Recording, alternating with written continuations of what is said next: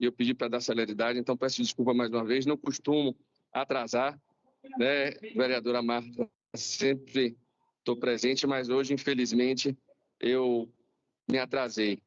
Então, queria dar início, estou entrando no carro aqui também, mas para a gente já dar início até na apresentação, eu queria agradecer mais uma vez a presença de todos, até justificar o motivo da gente estar aqui entrando hoje virtualmente. De início, a reunião, a audiência pública estava marcada para ser presencial, mas devido a alguns acontecimentos, no momento que a gente passa, a gente teve uma situação na Câmara, os ânimos estão bem acirrados, não quero entrar também por ser uma audiência técnica e não política, não vou entrar muito na questão política, mas tivemos um acirramento na Câmara na última quinta-feira.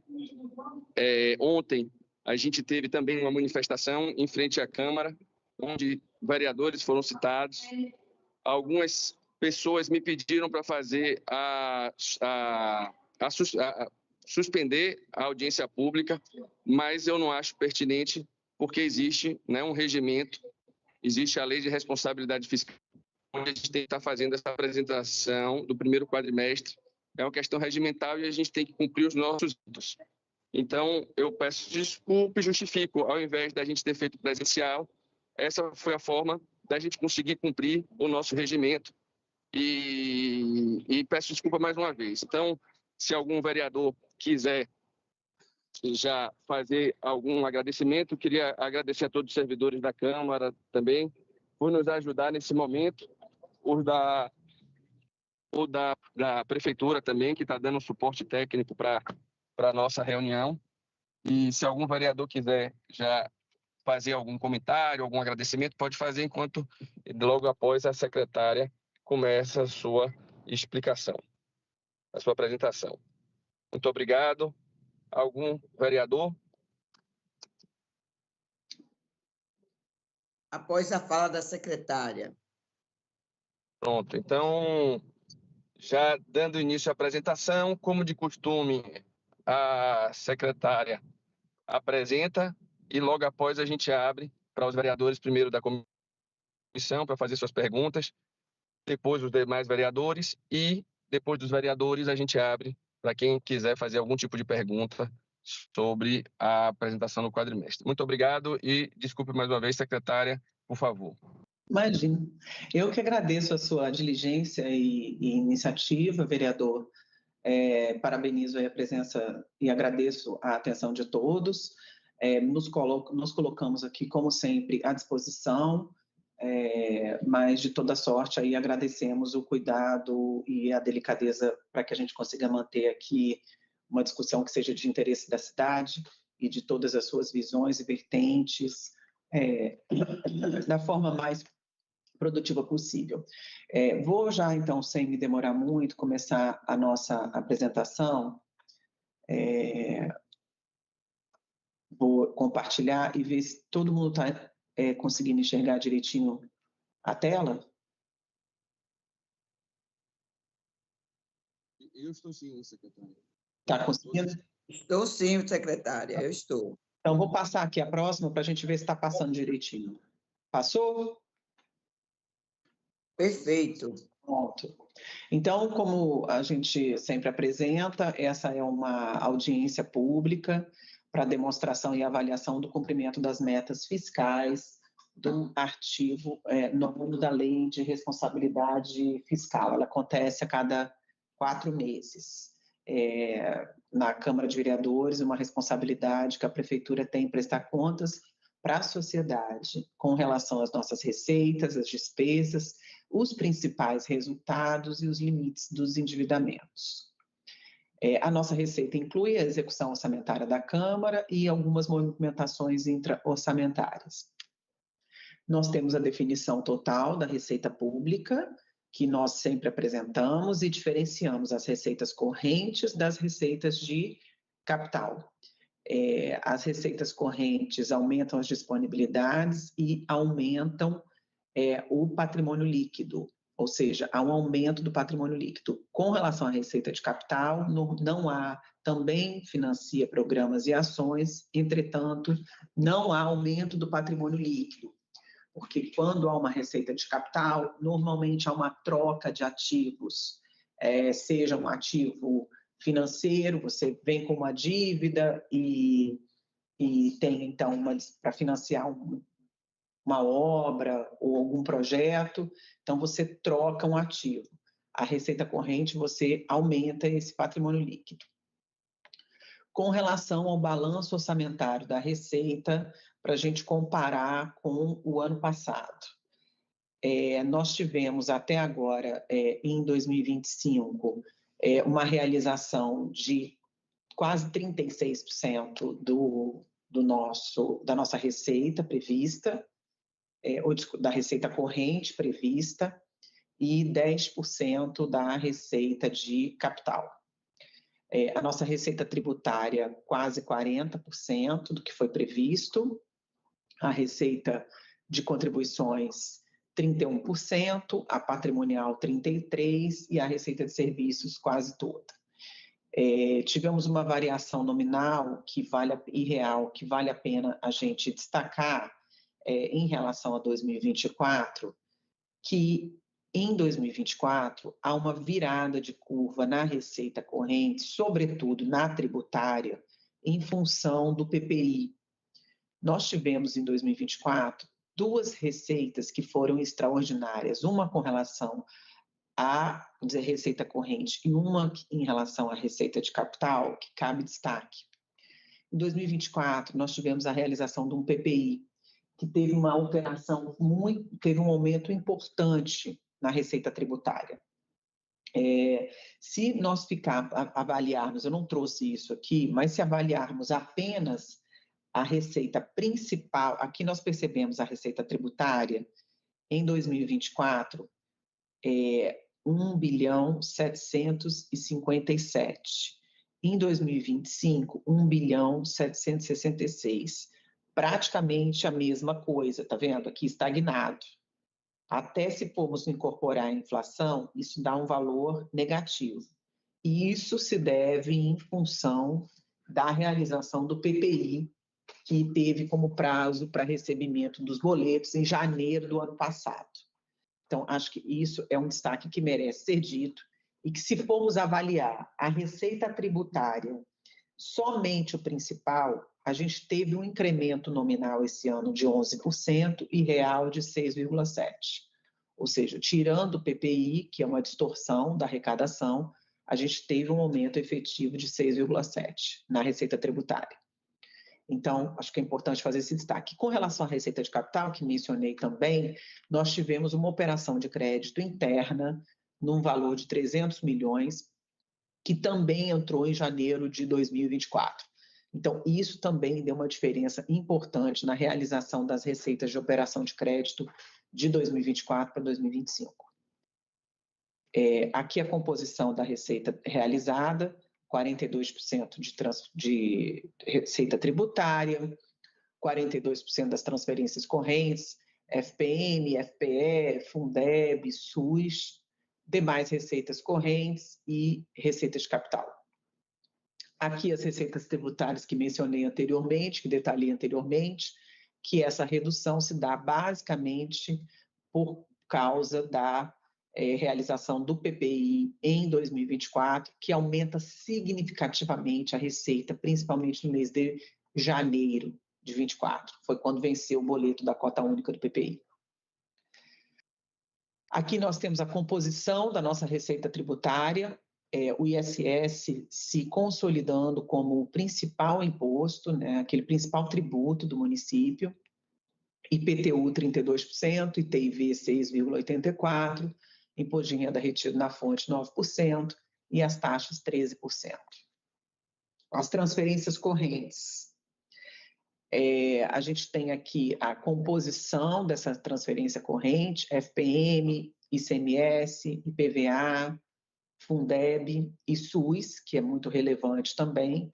Nós percebemos aqui que, do ponto de vista da variação nominal, a gente teve uma recuperação importante nesse primeiro quadrimestre em relação ao ICMS. Isso se deve especialmente por causa do aumento das alíquotas desse imposto pelo Estado. e temos algumas,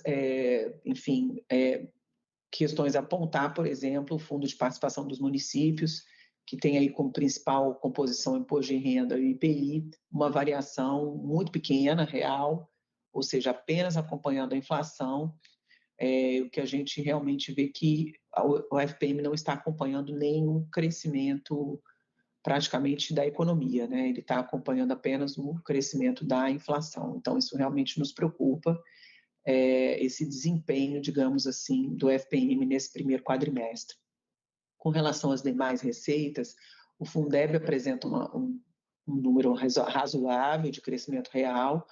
Agora, já as transferências do SUS decepcionam, né? Nós temos aqui uma redução, se formos avaliar assim, o valor real, as transferências do SUS realmente poderiam ser mais robustas e colaborar aí, de uma forma mais efetiva para o financiamento das nossas políticas na área de saúde. Então, são as observações que temos a fazer com relação às transferências correntes.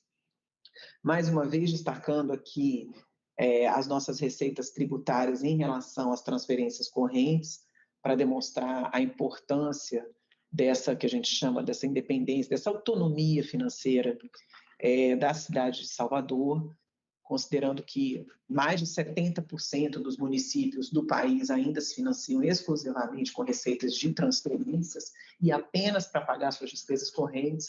Então, realmente, Salvador se destaca aí com um exemplo de autonomia financeira. Ou seja, nós arrecadamos de receita tributária cerca de 33% a mais do que a gente efetivamente recebe de transferência corrente. Com relação às receitas de capital, conforme destaquei anteriormente no nosso primeiro slide, nós percebemos um aumento nas operações de crédito interna. Em 2024, se realizou uma operação de 300 milhões de empréstimo de financiamento de uma operação interna, que não se repetiu esse ano. Por isso, essa queda importante aqui, que impactou toda a receita, a variação da receita de capital em 2025, comparada com 2024. Com relação às despesas, nós temos aqui a classificação das despesas, que são as despesas correntes, são aquelas que não contribuem para a aquisição de um bem de capital, e as despesas de capital são aquelas que contribuem diretamente para a formação ou aquisição de um bem de capital. Com relação às despesas, nós temos as nossas 3 principais categorias nas despesas correntes, que são as de pessoal, os juros de encargos da dívida e outras despesas correntes, que nós apresentamos aí nas despesas correntes uma variação nominal, um aumento real de 2%, o que realmente não é um número tão significativo, esse aumento, nominal, desculpe, né, que está ainda abaixo da inflação.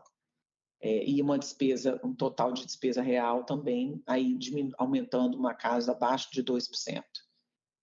As despesas de capital, apesar de ainda importantes, a gente ter quase 500 milhões de despesa de capital, desses 376 milhões em investimentos no primeiro quadrimestre, isso ainda apresentou uma pequena redução em relação ao que foi liquidado até abril de 2024. Isso em função do ciclo de consolidação de projetos de investimento e que nós sabemos que no primeiro ano realmente Tem que pegar o fone. Oi? Travou? Não, gente, está todo mundo online. A secretária, todo mundo, o Ulisses, todo mundo. Só online. Márcia, seu microfone está aberto. Feche, por favor. Estou com medo. Podemos continuar? Pode continuar. O áudio está ótimo e a imagem também. Ótimo. Então, vou continuar para a próxima tela. Bom, aqui nós temos também aqui a pizza, né, a divisão das despesas. Nós temos a despesa corrente em quase 50%, os investimentos e inversões financeiras 10% e pessoal 31%, aproximadamente 31% do total das nossas despesas. E aqui nós temos a tabela que relaciona as despesas por função.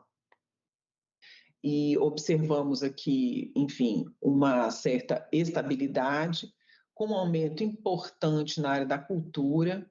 Nós estamos executando o projeto Salvador Capital Afro, então nós temos um financiamento importante, então temos um aumento importante na despesa com a cultura, né? O urbanismo diminuiu basicamente porque a gente contabiliza BRT, algumas obras que foram concluídas no urbanismo, então teve essa pequena diminuição. A mesma coisa se aplica ao saneamento.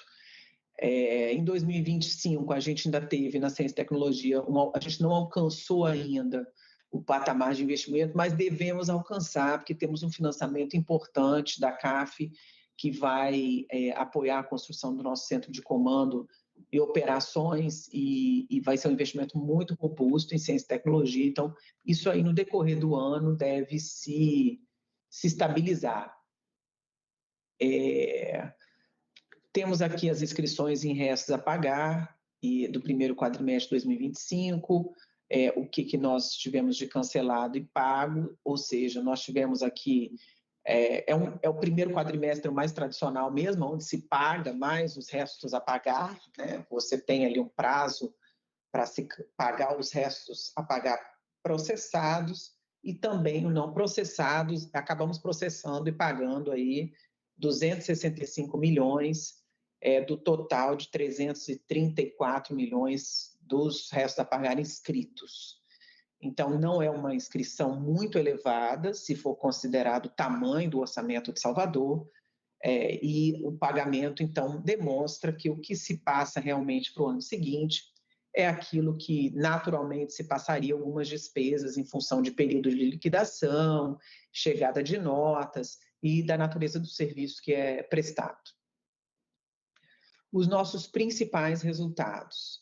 Nós temos primeiro o resultado orçamentário, ou seja, como que nós estamos executando aquilo que previmos no orçamento. Nós prevíamos de realizar,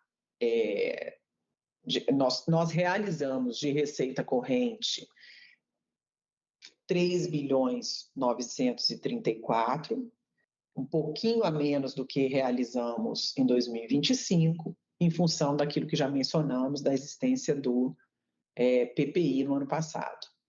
E também executamos da despesa corrente um pouquinho a menos do que no ano passado, de 3.104 para 3.035, de 3.035 em 24 para 3.104 em 25. Então, conseguimos aí em 2025 um superávit corrente de 942. Com relação ao resultado de capital, a gente percebe uma receita de capital inferior à despesa de capital, isso porque estamos percebendo a execução aí de uma série de obras, de investimentos com recursos que ingressaram no ano passado. Então, como a gente pode perceber, a despesa de capital ainda é maior que a receita de capital, porque essa receita de capital ela vem em tranches, né? Em grandes financiamentos, em grandes inversões. Então, neste primeiro quadrimestre, a gente teve aí essa diferença aí negativa de 350 milhões em 2025. Num resultado total, nós ainda temos um superávit orçamentário de 592 milhões, ou seja, nós tivemos uma receita total este ano de 4.182 e uma despesa total de 3.589. Então, ainda temos um superávit orçamentário de quase 600 milhões de reais nesse primeiro quadrimestre. E temos aqui o primário, aonde nós pegamos quando a gente tira pagamento de dívidas, despesas financeiras e etc., que nós sempre explicamos que é esse o resultado primário até agora, no primeiro quadrimestre de 2025, positivo 330 milhões. Enquanto no mesmo período do ano passado, por estarmos executando tanto recursos que tínhamos em caixa de exercícios anteriores, quanto financiamentos, nós tivemos aqui, ano passado, nesse mesmo período, um déficit aí primário importante, natural, e que nós sempre falávamos e falamos que isso deveria ser visto num contexto específico, e como a gente observa agora como um filme, essa tendência vai se alterando, vai se recuperando e vai se estabilizando dentro de uma perspectiva aí de médio e longo prazo de execução fiscal. Temos o nominal, que aí a gente contabiliza a dívida, contabiliza todos os recursos, e percebemos, então, que a nossa dívida consolidada, neste momento, é de 3.855. Quando a gente deduz tudo que a gente tem, ou seja, o que a gente tem no caixa, o que a gente tem de restos a pagar realmente processados, quanto que a gente tira também os valores que a gente tem que restituir, demais haveres, a gente tem uma dívida consolidada líquida de 2.182. Então, nós temos aí um resultado ainda positivo, 569 milhões, razoável, quando a gente imagina que a nossa meta é uma meta negativa, né, de 1.255. Então, percebemos aí que, com relação à dívida consolidada, nós temos uma relação aí muito confortável também ainda. Agora, os limites da Lei de Responsabilidade Fiscal, que nós apresentamos todo quadrimestre, que é o limite de gasto com pessoal, a nossa dívida consolidada líquida, que tem um limite de 120%, a operação de crédito, que não pode passar de 16% da receita corrente líquida no ano, a aplicação em saúde, que tem um mínimo de 15%, e a aplicação de educação, que tem um mínimo de 25%. As nossas operações de crédito tinham um saldo em 2024, em dezembro, de 3.201, as internas 877 e as externas 2.324. E agora, nesse primeiro quadrimestre, temos um saldo de 3 bi, sendo de internas 846 e de externas 2.154. Temos aqui os parcelamentos, os precatórios, que também não tem uma diferença muito significativa, e, portanto, uma dívida agora que apresenta uma pequena redução em relação ao mesmo período, no total, mesmo período do ano passado. Nós temos a nossa dívida corrente líquida, que essa contabilização que o Senado traz, que 120% seria o máximo, né, suportado, ou seja, 120% da receita corrente líquida de dívida consolidada. A nossa é 20%, ou seja, 21%, né, se quiser arredondar, ou seja, ainda estamos num limite muito confortável de índice de endividamento. Em relação à receita corrente líquida, a gente percebe, inclusive, agora em 25, uma queda na relação. Então, apresentamos aqui como que esse gráfico vem se comportando. Receita com cálculo de limites da receita líquida, primeiro quadrimestre. Agora despesa com pessoal e limites. Nós temos aqui o Poder Executivo, a nossa despesa total com pessoal é de 3.320. Em relação à receita corrente líquida ajustada, que é aquilo que conta na receita corrente líquida para a gente calcular esse percentual, nós temos aí 32% em relação à receita corrente líquida, ou seja, um limite muito confortável, se considerado aí os limites da Lei de Responsabilidade Fiscal, mais uma vez, né? O limite de alerta para município é de 48%, prudencial 51% e o máximo 54%, então nós estamos aí dentro de um limite confortável de despesa com pessoal. Com o Fundeb, nós já executamos 21,6%, dentro dos 25 mínimos que nós temos que executar, é até mais do que havíamos executado no mesmo período do ano passado. Então, a gente percebe aí um ritmo acelerado na execução das despesas com educação. E aqui, realmente, o que a gente tem utilizado para dar manutenção e desenvolvimento do ensino, a gente tem de transferências de impostos, um aumento razoável, praticamente nenhuma diferença em relação às transferências do FNDE. O Fundeb, a gente percebe uma queda aqui que chama atenção, mas que é compensada aqui na complementação do VAF e do VAR. Então, nós percebemos uma diferença muito pequena, né, praticamente nenhuma variação de 24 a 25, até menor do que a inflação do período. Então, isso aqui é uma coisa também que talvez devamos observar como que vai se comportar essas transferências do Fundeb até o final do ano. Aqui as despesas com saúde, a gente percebe um incremento importante de quase 21%, no mesmo período a gente tinha 17% de execução em relação à nossa base de cálculo, e agora a gente já tem 21%, considerando que a nossa base de cálculo ainda está superior, 80 milhões acima do que a gente tinha no mesmo período do ano passado. Então, há também uma aceleração na execução das despesas com a saúde.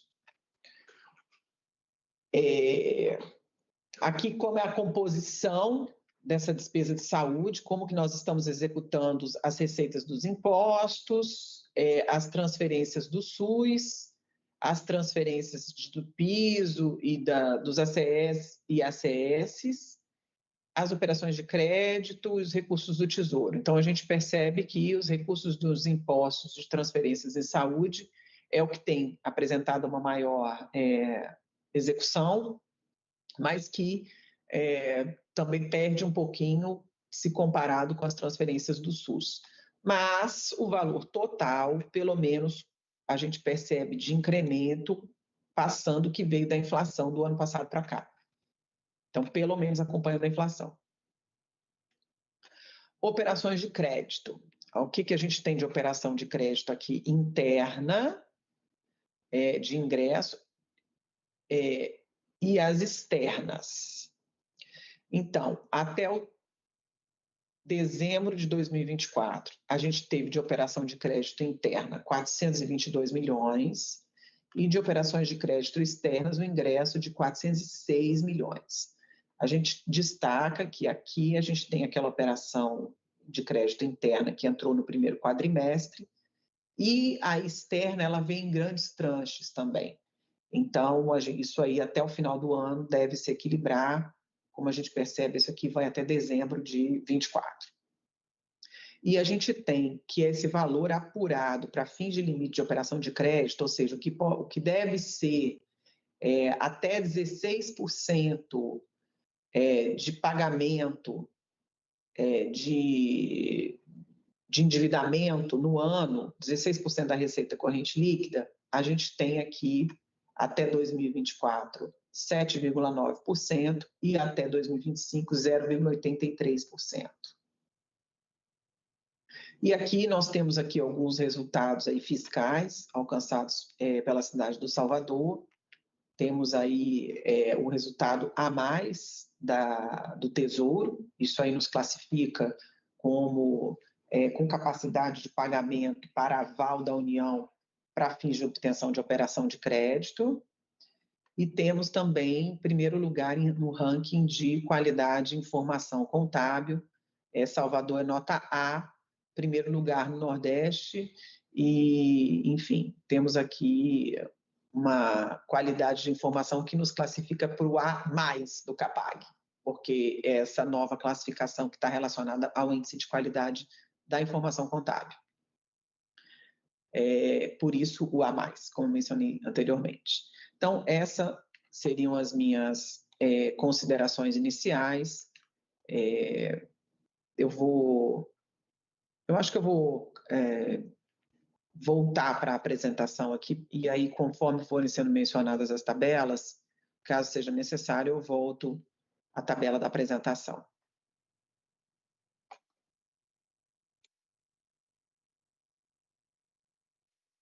Pronto, secretária. Eu agradeço pela apresentação, parabenizo pela apresentação, e agora eu abro para o... Eu tenho uma pergunta, na verdade, eu até peço desculpa, eu não prestei tanta atenção, mas eu sei da importância que a gente tem da questão dos empréstimos, para a gente conseguir fazer as nossas grandes obras, da gente antecipar, né? Ao invés de a gente fazer caixa, a gente antecipa aquela obra com aquele recurso. E uma pergunta que sempre vem, na verdade, muitas vezes utilizam, que é a questão do déficit primário, não é isso? E aí eu sei da importância, eu sei que não é tão prejudicial, na verdade não é prejudicial como as pessoas muitas vezes querem colocar quando você tem um objetivo. Se você tem aquele déficit inicial, déficit nominal, perdão, é o déficit primário, não é isso? É o primário. É o primário. Isso. E aí eu venho acompanhando, até receber a LDO, já estou analisando a LDO, e você vem com a diminuição, a previsão de diminuição desse déficit durante o tempo, até porque naturalmente foram feitos grandes investimentos na cidade, né? BRT, Manadendê, etc., que tudo isso veio do... Hoje, se eu não me engano, a gente está em 40 e poucos %, se eu não me engano, não é isso? O nosso nível de endividamento da... Tem aqui, ó, quer ver? A gente falou agora, deixa eu voltar aqui nesse slide do endividamento, está em 20. Em 20. Tá. E com relação ao déficit, o plano, pelo que eu vi pela LDO da previsão, é de que ele vinha realmente diminuindo com o tempo. Essa é a previsão de fato. Existe algum planejamento? Eu também estou aguardando o PPA, porque também com o PPA talvez a gente tenha uma noção dos próximos 4 anos, como a cidade pretende se comportar até com essa questão de investimento. Certo. É excelente comparar essas duas variáveis aí importantes nessa análise nossa da gestão fiscal. Vereador, o índice de endividamento, ele foi, em algum momento, vindo de uma história de recuperação fiscal, desde lá de quando a LRF foi aprovada, e logo em seguida veio um pacote grande de ajuste, incorporação da dívida dos estados e municípios, a época que teve o PROER, foi mais ou menos tudo no mesmo ano, ali em 2000, 98, foi uma fase ali de adaptação da economia brasileira pós-inflação. Quando a Lei de Responsabilidade Fiscal veio, a União acabou assumindo a dívida de estados e municípios e criou, ao mesmo tempo, regras para que, então, até onde os municípios poderiam e os estados poderiam se endividar, continuar fazendo dívidas, porque isso afetava a necessidade de financiamento do setor público como um todo no país. Então, houve uma resolução, essa resolução número 40 do Senado, que estabeleceu que o máximo de endividamento que poderia acontecer para um ente seria de 120% da receita corrente líquida. Nós estamos com 20,81% da nossa receita corrente líquida de endividamento. E há também um outro indicador, que é o de dispêndio para pagamento da dívida por ano, que é esse que nós gastamos até esse ano 0,83%. Com essas operações, ou seja, estamos com 0,83% para fins de limite de operação de crédito, sendo que 16% é esse limite para desembolso de pagamento. Então, dentro dos limites de endividamento, nós estamos numa situação muito confortável. Ponto. Isso é um fato. O outro é o seguinte, quando a gente faz os empréstimos, ou mesmo poupa de um ano para o outro, esse dinheiro fica no nosso caixa. Quando isso passa para outro ano, aquilo não entra na receita corrente daquele ano. Nem o dinheiro que entrou via financiamento, nem o dinheiro que a gente poupou, por uma questão mesmo de cuidado ali de zelo. Aquilo está como um superávit e está como receita de financiamento. Então, aquilo não entra na conta de receita primária. Entretanto, quando você gasta aquilo, é uma despesa primária. E por isso aquilo gera déficits, pode gerar déficits primários. Por que isso é tão debatido, principalmente no governo federal? Porque o governo federal, ele trabalha com a sua chamada sustentabilidade dívida PIB. E há 20 anos o governo federal não consegue fechar de forma superavitária. Então, o que acontece é que, por isso que eu falo da coisa do filme e da foto. E como que o primário, agora no primeiro quadrimestre positivo, já é um indicativo de que o filme está sendo verdadeiro. Porque o governo federal não consegue, e ele se endivida de várias formas. O governo federal, ele não se endivida só igual a gente, que a gente pega empréstimo, seja estrangeiro ou seja aqui no Brasil. O governo federal emite moeda e emite título também. Então, quando você tem um resultado... Então, ele tem muito mais discricionariedade para se endividar. E isso durante anos no resultado primário, com uma dívida de 80% do PIB, o mercado internacional vai passando a duvidar da solvência do país. Então, o mercado internacional, e mesmo os bancos nacionais, será que o Brasil vai conseguir pagar os seus títulos do Tesouro que ele está emitindo? Porque ele já está com 80%, 90% a dívida PIB. Então, o resultado primário do governo federal é tão olhado, tanto o tempo todo, tanto que ele fez esse contingenciamento agora, porque isso leva a dúvidas em relação à solvência do país, sobretudo junto aos seus credores, inclusive os internos, que compram títulos da dívida e etc. No município, isso é completamente diferente. Nós temos uma limitação para endividamento muito mais restrita. Nós, aqui em Salvador, a gente só toma dinheiro com aval da União. A União vira e fala assim, eu vou bancar o teu default. De tão certinho que as nossas contas estão, que a gente é capaz de pagar mais, que a União diz o seguinte, se você não pagar junto ao Banco Nacional que você pegou, ou junto ao Banco Mundial, ou junto ao BID, eu vou pagar a sua dívida. De tanta confiança que a União tem em relação à nossa situação aqui fiscal. Então, o que a gente pode dizer é que a União, que é muito restrita, porque ela também responde a tribunais de conta da União, Ministério Público, etc., a União, que é muito restrita, está aceitando ser a nossa avalista, certo? Então, por enquanto, nós temos muito conforto em relação aos nossos resultados de endividamento. Tá bom, obrigado, secretária. Agora passando aos colegas vereadores, primeiro da comissão. Deixa eu levantar aqui para as pessoas que estão. Tem a vereadora Marta, que está presente, até fazendo o registro. Desculpa até a falta de formalidade inicial dos registros, mas foi por uma questão mais de tempo. Temos a vereadora Marta, o vereador Kel, que eu já vi, o vereador Aleluia. Tem mais algum vereador que eu não identifiquei, não, né? A vereadora Marta, Kel e o vereador Hamilton Assis. O professor e o vereador Hamilton. Então, vamos lá. Primeiro, inicialmente, os vereadores da Comissão de Orçamento. Alguém tem alguma pergunta que queira fazer? Tenho, presidente, por gentileza. Primeiro, vereadora Marta. Então, vereadora, pode fazer sua pergunta, por favor. Obrigada, presidente. Quero saudar Vossa Excelência, os vereadores também, Aleluia, Kel e Hamilton. Saudar também a secretária. Nós já estávamos aqui mais cedo dialogando. Saudar também os servidores da Prefeitura, da Secretaria, em nome de Luciana Borges e Daniel Ribeiro, e em nome de Arthur, que é da nossa comissão, saudar também os servidores da nossa casa. Secretária, quero também parabenizar pela capacidade de síntese de trazer uma peça, um quadrimestre, o primeiro que dá o pontapé, trouxe para a gente todo esse arrazoado.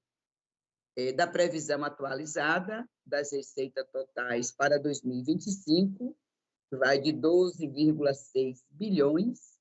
Então, no primeiro quadrimestre, a receita arrecadada foi de 4,2 bilhões, que representa uma queda real de 9,2% em comparação ao mesmo período de 2024. Então, essa frustração na arrecadação se deve principalmente à redução das receitas de capital, que apresentaram uma queda de 71,9% em relação a 2024. Outra fonte também, secretária, da Receita, que merece atenção, é o Imposto Predial e Territorial Urbano, o IPTU, que registrou uma redução de 67 milhões no primeiro quadrimestre de 2025, em comparação ao mesmo período de 2024, representando uma queda real de 14,8%.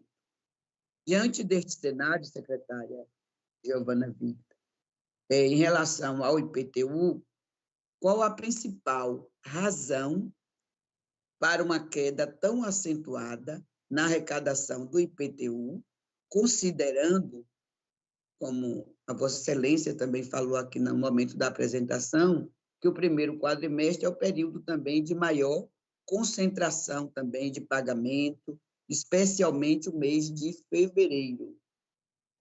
Quais ações e estratégias estão sendo planejadas para que o município consiga atingir até o final do ano o valor que está previsto na LOA, na Lei Orçamentária Anual? A previsão também, secretária, atualizada das despesas totais para 2024 é de 13,2 bilhões. No primeiro quadrimestre, as despesas liquidadas totalizaram 3 bilhões e meio, um pouquinho mais, indicando uma queda real de 7% no total das despesas.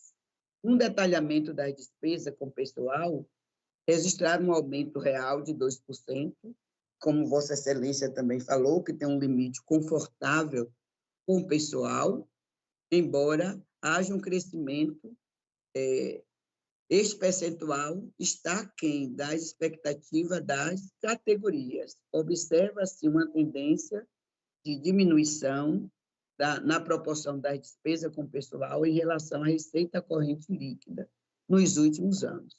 Em relação ao pagamento, secretário, eu queria só, de forma assim, muito respeitosa, se a senhora pudesse nos ajudar aqui no pagamento do piso dos professores e qual o real impacto anual no orçamento do município, para a gente ter uma noção também em relação a esse debate, que é o debate como o presidente Daniel, quando abriu a audiência, trouxe também um pouco desse momento.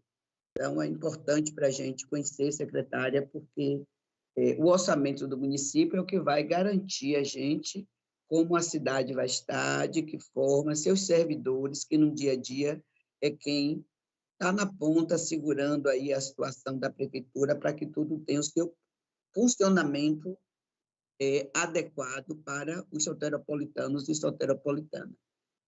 Sobre os investimentos, vou rapidinho aqui, viu, presidente? Me desculpa aí. Os investimentos teve uma queda nominal de 28,6% em relação a 2024. Esse dado levanta um importante debate sobre a execução dos investimentos, também, secretário, em nossa cidade, também já citado aqui por Vossa Excelência. Em 2023, foram empenhados 65% do valor previsto e em 2024, 72%. Além da necessidade da gente debater as áreas prioritárias para os investimentos, como o presidente Daniel já citou aqui do PPA, que até agosto vai estar chegando aqui na casa, é crucial que os valores previstos sejam efetivamente realizados, buscando soluções para atender às necessidades de todo o município. Isso é crucial, a gente garantir que os investimentos, no caso do orçamento da prefeitura, sejam priorizados e a execução orçamentária para essas despesas seja, de fato, concretizada.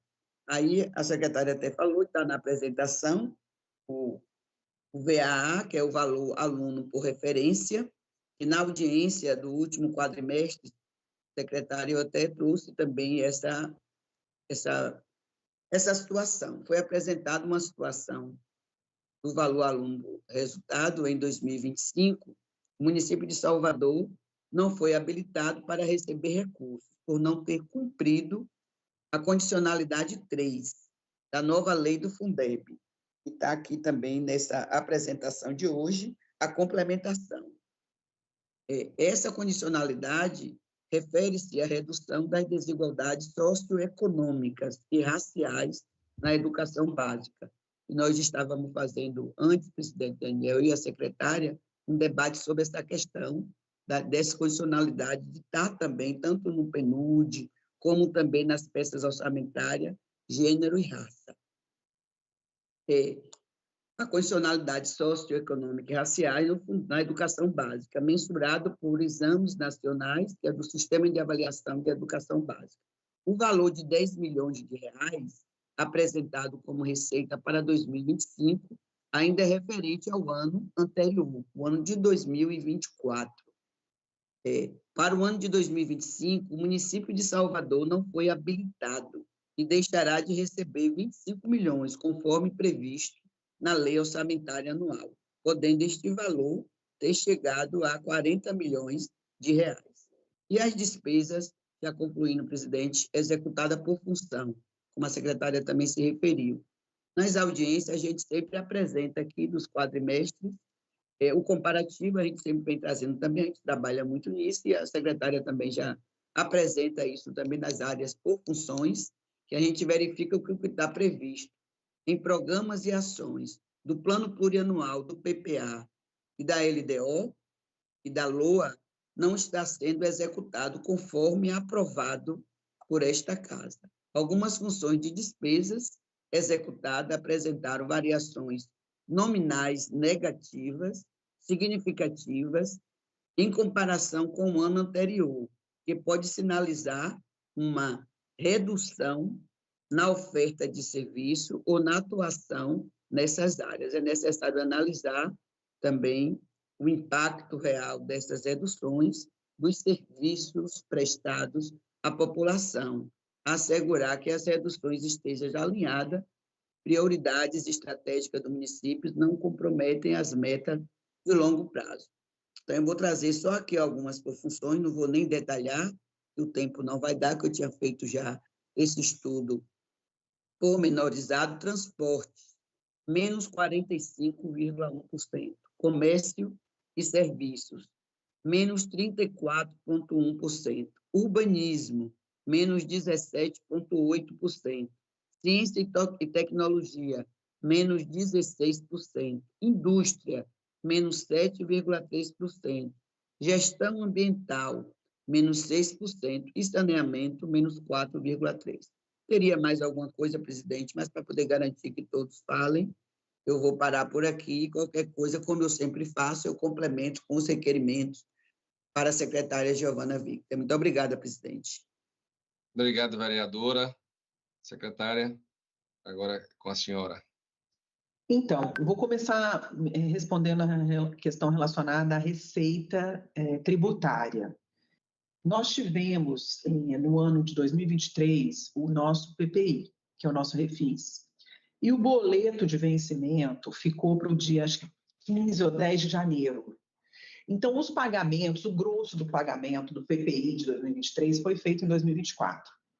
Então, quando a gente olha a receita do IPTU do primeiro quadrimestre de 2024, que ela está fora um pouco da curva. Ela deu 635 milhões em 2024, contra 668 em 2025. Ocorre que em 2024, desses 635 milhões, 515 foi referente ao principal, ou seja, 120 milhões foi referente à PPI.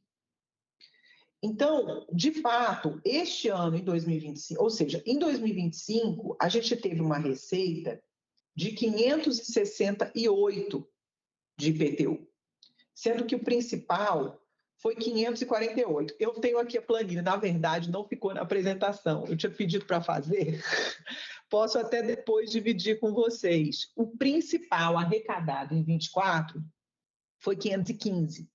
E o principal arrecadado em 25 foi 548. Então, a gente teve um aumento nominal de 6,4% e um aumento real de 1,4%. Então, de fato, a gente é o PPI que dá essa distorção da receita. E a de capital, que a senhora mencionou, a gente teve aquele empréstimo grande também, que entrou 300 milhões em janeiro de 24. Que não entrou em janeiro de 25, porque empréstimos são grandes tranches que entram. Então, isso, durante o ano, a gente espera que haja um equilíbrio. Não vai ter um empréstimo nacional, mas temos empréstimos internacionais que devemos ter ingressos aí no decorrer de 2025. Há também essa tendência de ir se equilibrando no ano. Por exemplo, quando a senhora menciona a despesa de transporte, ela normalmente acontece com aqueles subsídios das empresas de ônibus. Aquilo acontece uma vez a cada 3 meses, 4 meses, depende do ano e da negociação. Então, isso também não há uma regularidade. No decorrer do ano, você deve ter um equilíbrio em função do que é liquidado desses subsídios.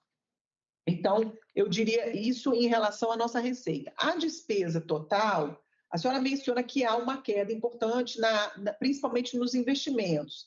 De fato, o primeiro ano de mandato, ele é um ano mais de planejamento mesmo.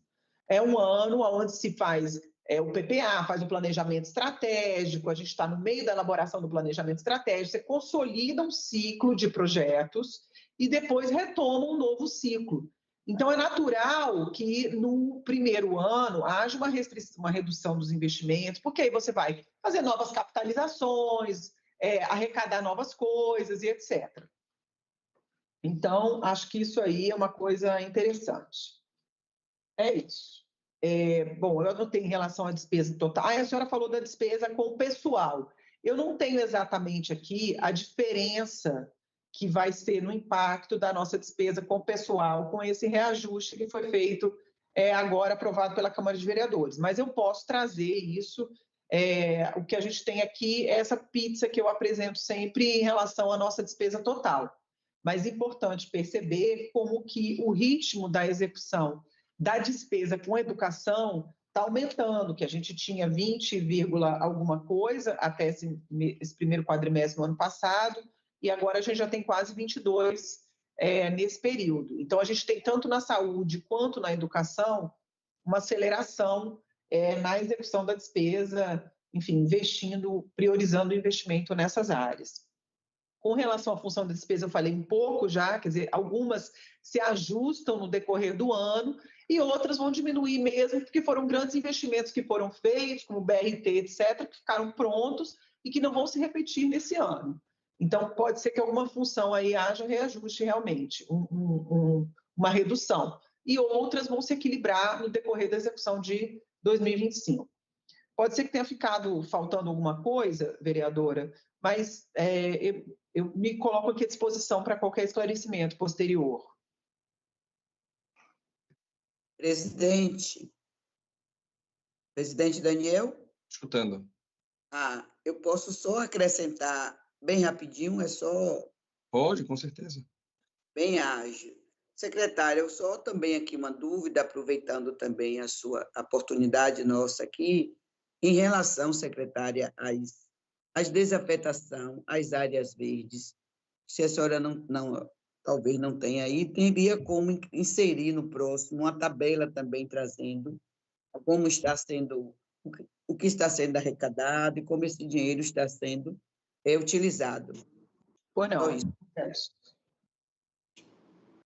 Secretária, eu peço que essas informações, até que eu possa trazer depois para a Comissão de Orçamento, para registrar, tá, vereadora?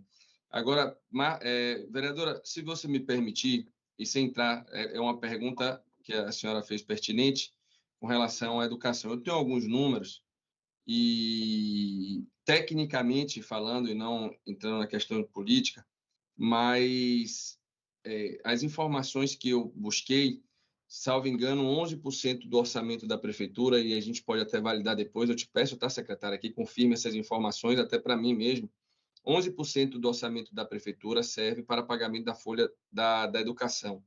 Tá? Não sei se apenas dos professores, né, ou se de toda a educação, mas 11% com relação aos 12 ponto alguma coisa bi que a gente tem, 1 ponto alguma coisa é do salário dos professores, que estaria em torno ali de, acho que é 1,3 bi com relação ao pagamento do salário. Uma outra informação também com relação ao piso, e aí também é uma curiosidade, né, uma questão de uma busca, não é curiosidade, uma busca minha, com relação à folha de junho, que eu gostaria de saber se tem algum professor que não está recebendo o piso salarial. E caso seja necessário, até a gente levante essas informações, não sei se precisa ser através de requerimento com a prefeitura, diretamente com relação à lei de transparência, ou se a gente pode realmente, por ser servidor, se tem alguém que recebe menos que o piso.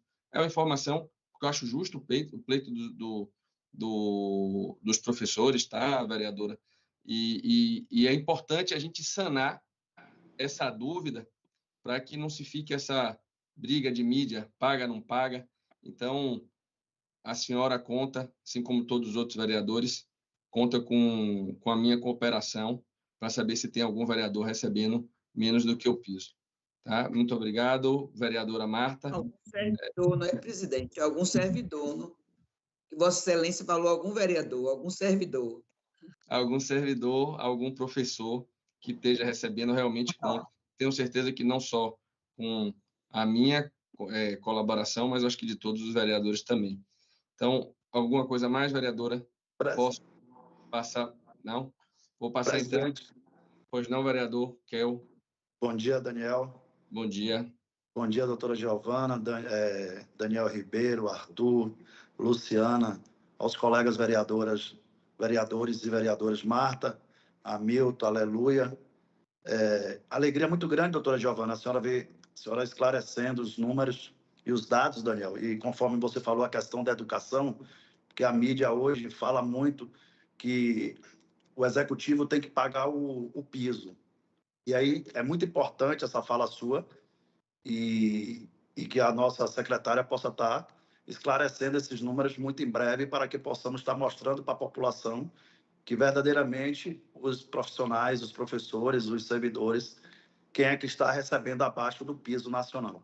E outra questão, secretária, aproveitando esse crescimento que a senhora falou, conforme a diferença de 2023, que teve a questão do PPI, e a gente vê um crescimento na receita, e eu gostaria de saber de Vossa Excelência quando é que a gente possa ter um novo PPI, porque a gente vê um crescimento na receita, e isso é importante para o nosso município, para que possamos estar fazendo novos investimentos em áreas importantes.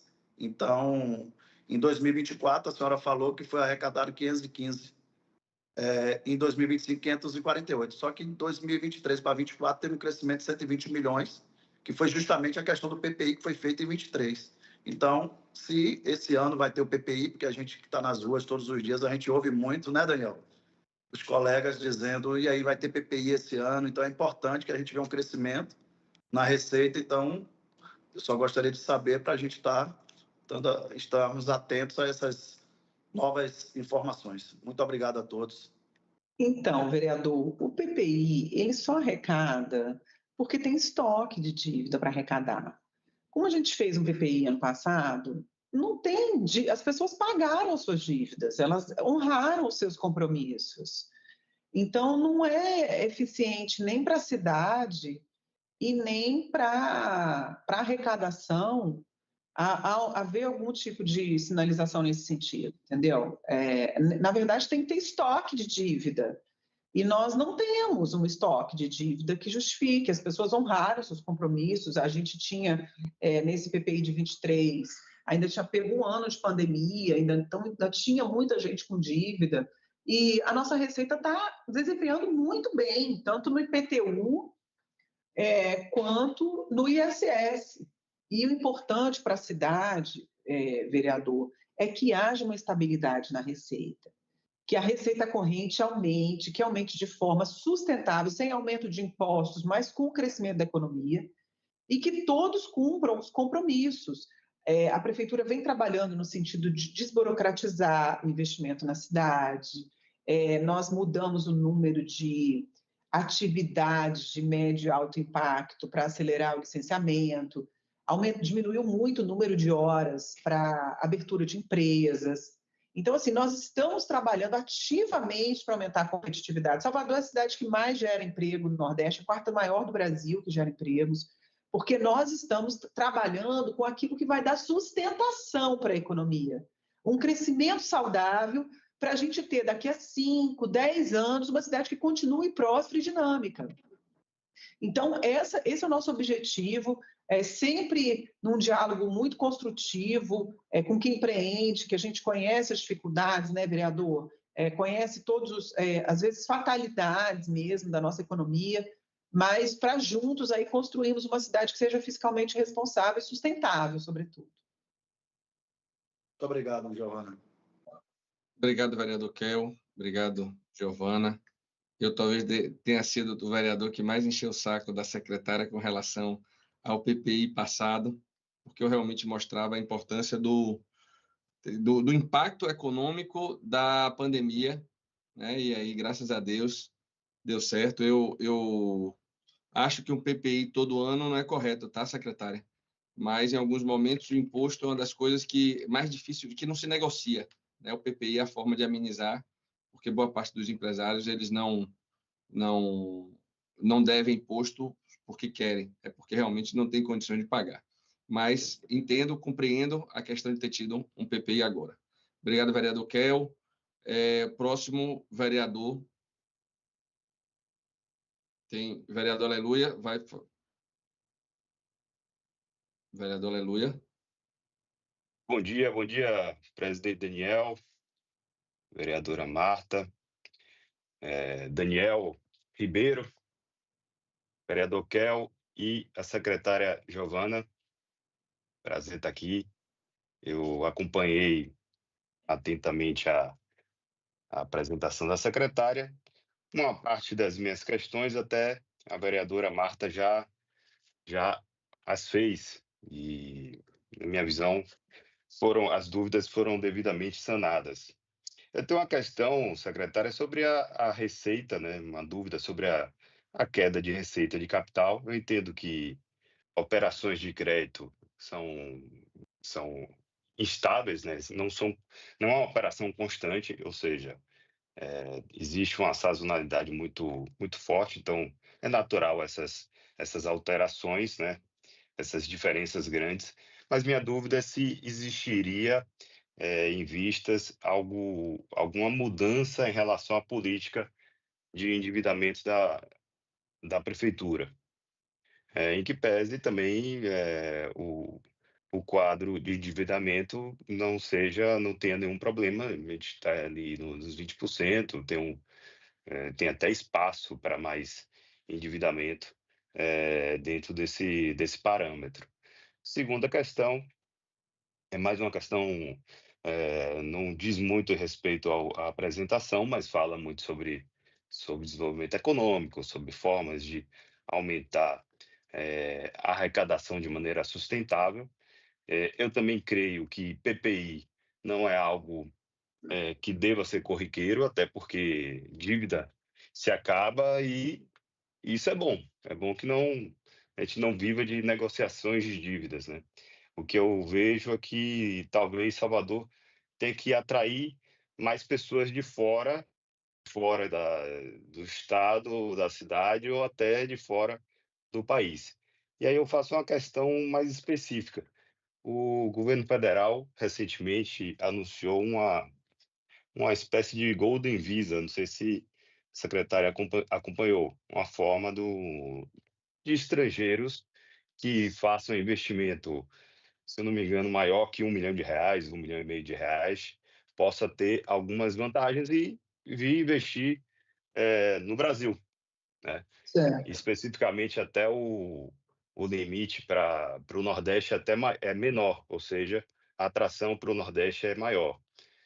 Para mim, um ponto positivo aí do governo federal nesse sentido.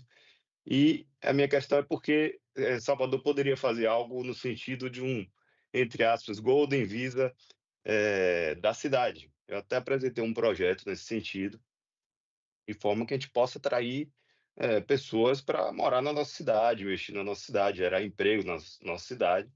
A gente já conversou sobre isso, secretária. A competição por lugares onde investir é cada vez mais brutal, digamos assim.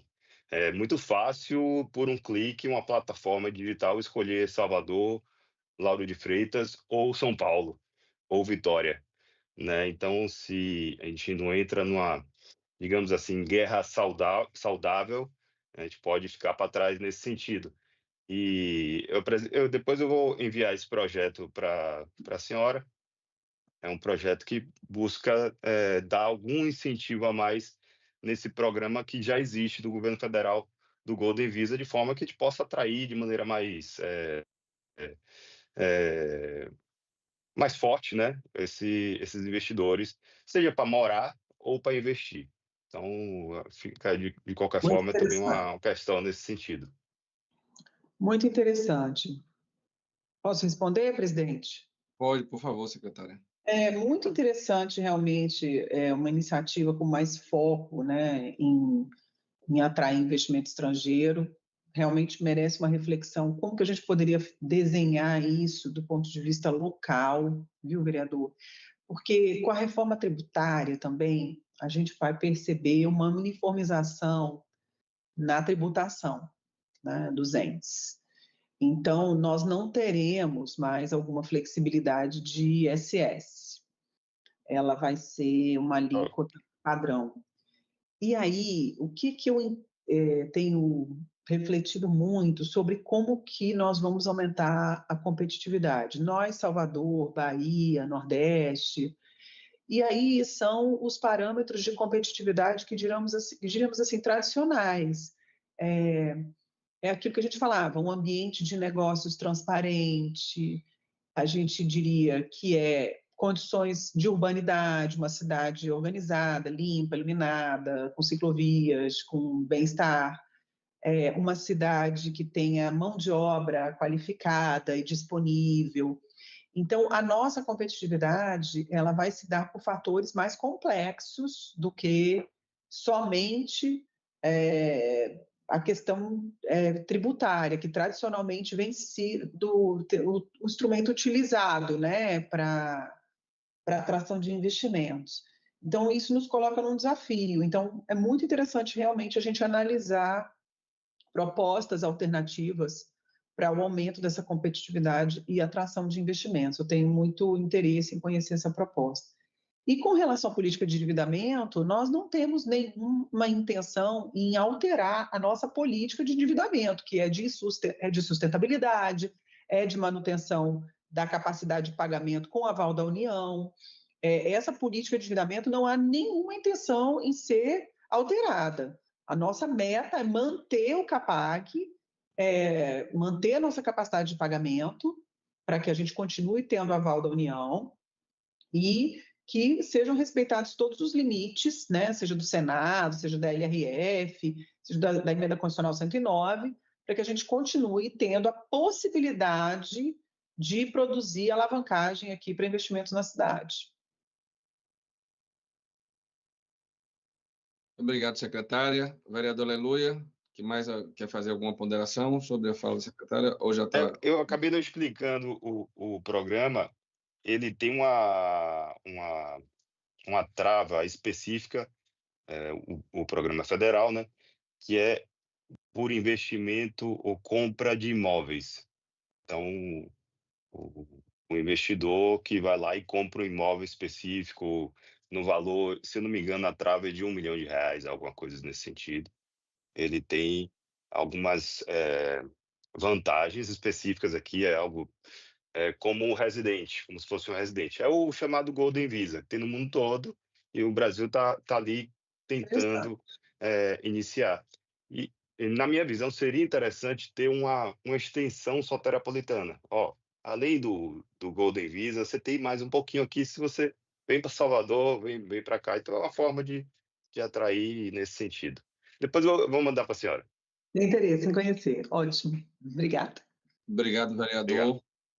Vereador, agora abrindo para os demais vereadores, só tinha um vereador, que era o vereador Hamilton. Ele está presente? Eu estava procurando aqui, acho que ele não está mais, né? Então, acho que ele já não está mais presente. Então, agora vou abrir para algumas pessoas. Como nas últimas reuniões, são 3 minutos que cada um tem para fazer a pergunta. A cada 3 pessoas, se tiverem 3 pessoas, a gente para a secretária responder. E aí eu gostaria, tem alguma pergunta, alguém gostaria de fazer algum questionamento ou algum encaminhamento à secretária?